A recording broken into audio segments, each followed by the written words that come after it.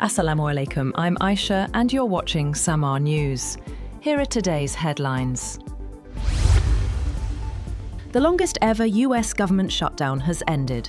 Federal employees have returned to work in Washington after President Donald Trump signed legislation ending the 43-day shutdown. The House of Representatives approved the stopgap funding bill late Wednesday, reopening key government services and ensuring back pay for hundreds of thousands of workers. The deal extends funding through January 30th, easing immediate pressure on food assistance and air traffic control, just weeks before the busy Thanksgiving travel season. European Commission President Ursula von der Leyen has said that using frozen Russian assets is the most effective way to finance Ukraine's needs. Speaking at the European Parliament, she said European Union countries could use the bloc's budget headroom, raise funds individually, or offer a reparations loan based on immobilized Russian assets. Von der Leyen said the loan plan would best sustain Ukraine's defense and economy.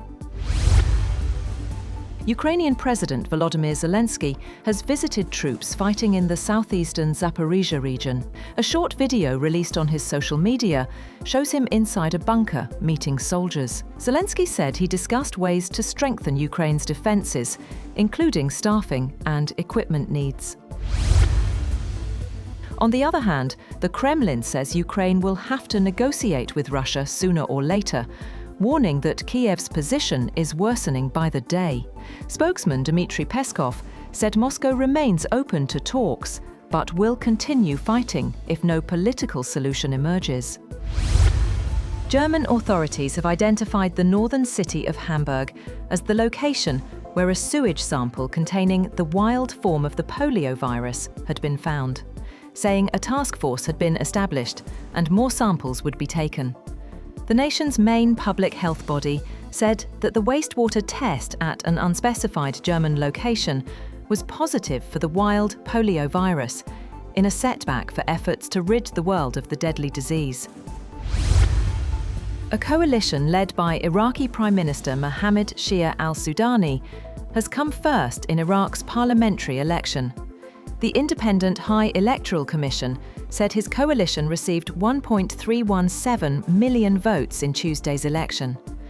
Sudani is seeking a second term, but many disillusioned young voters see the vote simply as a vehicle for established parties to divide Iraq's oil wealth. However, Sudani tried to cast himself as the leader who could make Iraq a success after years of instability, arguing he had moved against established parties that brought him to power. Turkey's defense ministry says its main expectation from a planned international stabilization force in Gaza is for it to provide guarantees that the fragile ceasefire will last.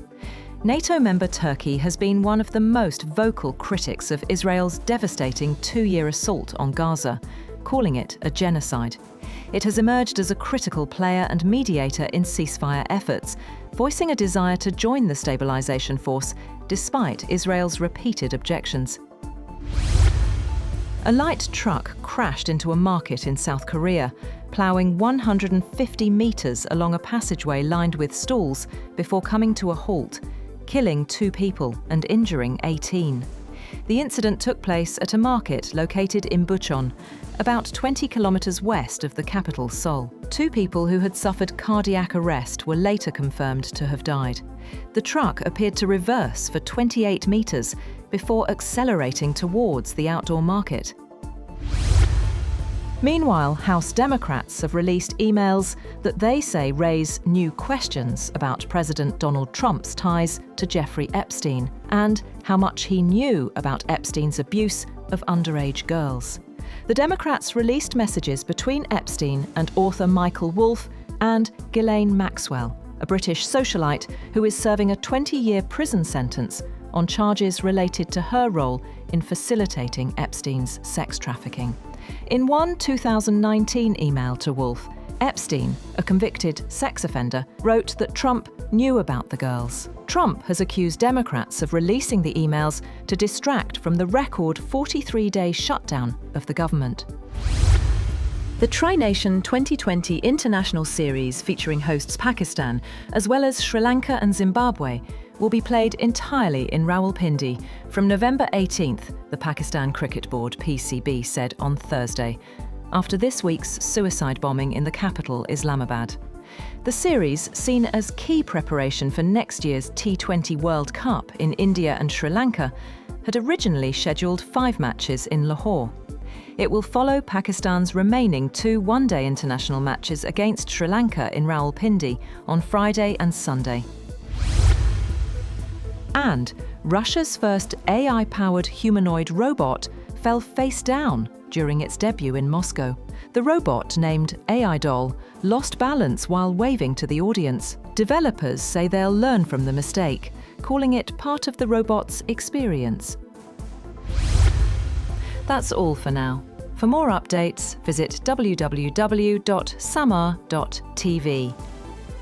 Thank you for watching Samaa News.